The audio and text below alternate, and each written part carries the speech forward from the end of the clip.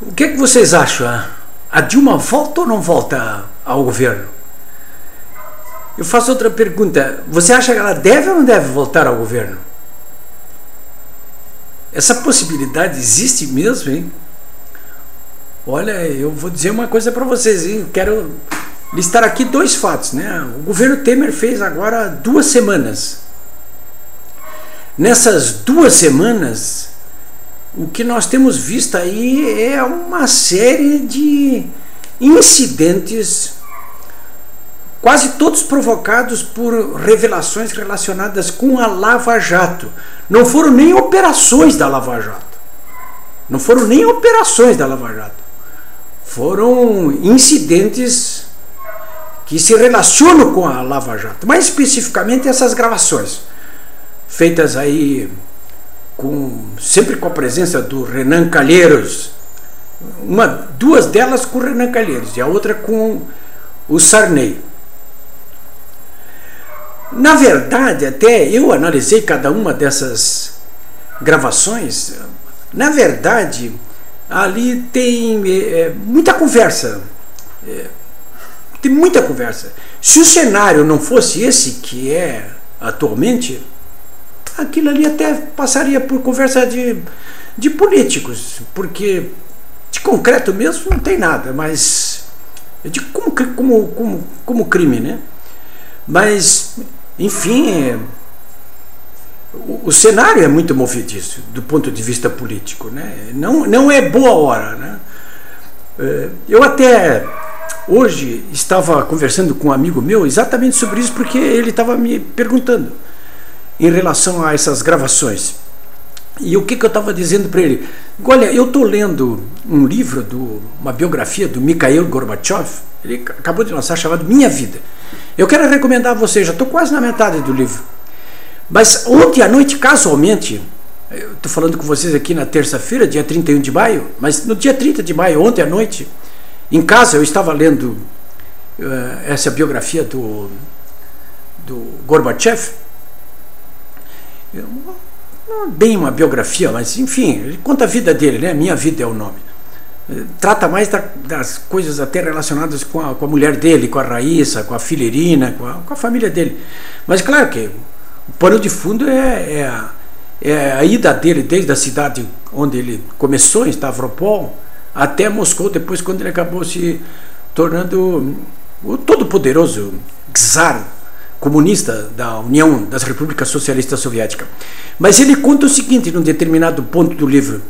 Ele recém tinha sido guindado para o Comitê Central do Partido Comunista da União Soviética, que é o que dava todas as cartas, não? O chefão do Partido Comunista da União Soviética, do PQS, e também o presidente da União Soviética era o Leonid Brezhnev. Leonid Brezhnev, um dos últimos czares comunistas lá da União Soviética. E o Politburo, o Comitê Central, tinha poucos membros. E o Mikhail Gorbachev foi indicado. Então, ele recém tinha se mudado para Moscou, estava tentando se situar ali dentro da corte. E foi, entre outras coisas, ele recebeu uma dacha nas arredores de Moscou para ir para lá, ficar com a família nos fins de semana. E ele conta, o Mikhail Gorbachev, que ainda sabia que tinha aqueles problemas na corte, mas em todos os casos ele ainda não sabia até que ponto corria o veneno ali dentro do Politburo, entre os membros do próprio Politburo, né?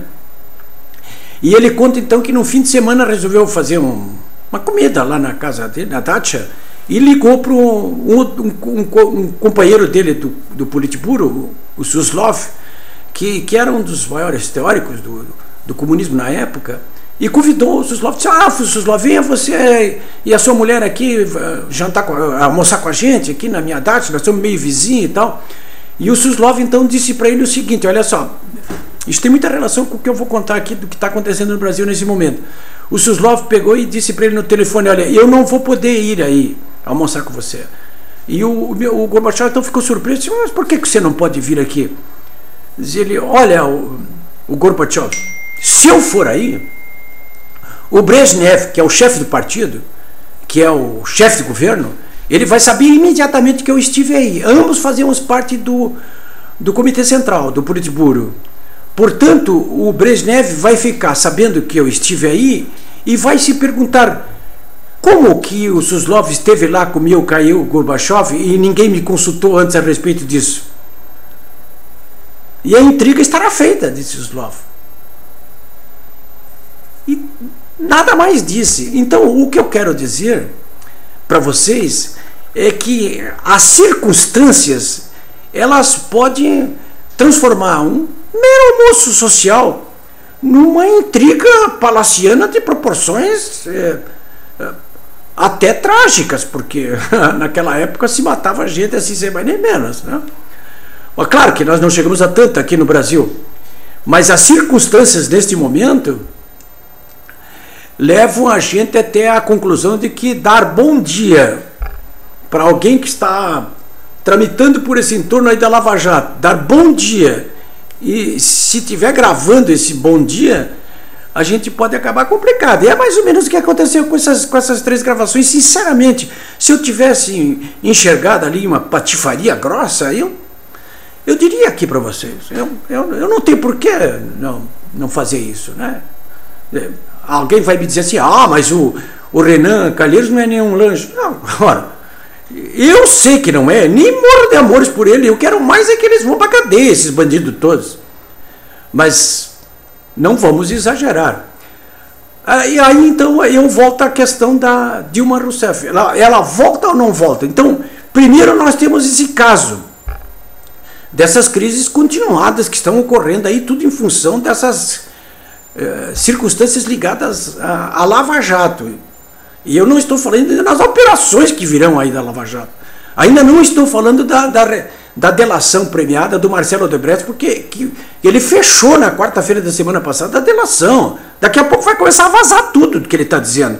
E esse pessoal do PT, que está muito contentinho aí, que vai receber a Dilma Rousseff na Universidade Federal na sexta-feira, aqui em Porto Alegre, para confraternizar com ela ali na URGS, esse pessoal, quando essa delação premiada do Marcelo Odebrecht vier a público, virá a qualquer momento, vocês podem ter certeza, se não vier nesse final de semana na Veja, inclusive, como uma reportagem especial, esse pessoal vai botar, aí sim, vão botar as barbas de molho, porque com essas revelações, a Dilma não só não vai voltar para o governo, como vai poder, na minha opinião, vai acabar inclusive na cadeia, né? Bom, mas primeiro temos essa questão. A segunda questão é o seguinte, o Temer conseguiu lá 55 votos naquele episódio do afastamento provisório da Dilma. Ele não precisava tudo aquilo, mas o Temer queria dar uma demonstração de que queria conseguir os 54, 2/3 necessários para o impeachment definitivo, né? E conseguiu 55, um a mais, portanto.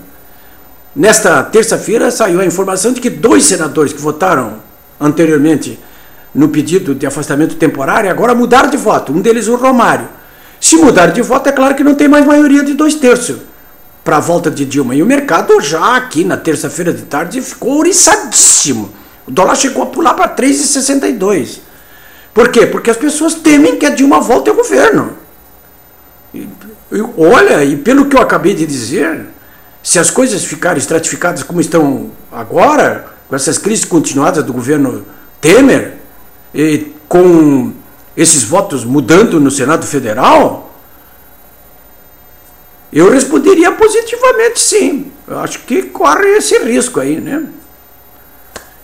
Resta saber se vocês que estão me vendo aí vão tolerar isso aí, vão querer conviver aí com...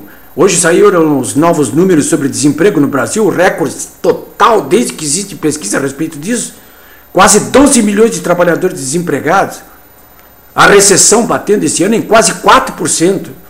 Hoje mesmo saíram notícias de que, de acordo com pesquisas internacionais, está no meu site ali, inclusive o nome da escola de administração, uma das mais famosas do mundo, nesse quesito aí de competitividade, o governo dela foi considerado o pior governo do mundo. Se isso não é suficiente, muito que bem, então bote a Dilma lá de volta, né? O que se quer aqui? Uma Cuba gigantesca, aqui, onde todo mundo é nivelado por baixo e todo mundo não tem que ficar com uma libreta para poder comer 1 quilo de carne por mês? É isso que vocês querem?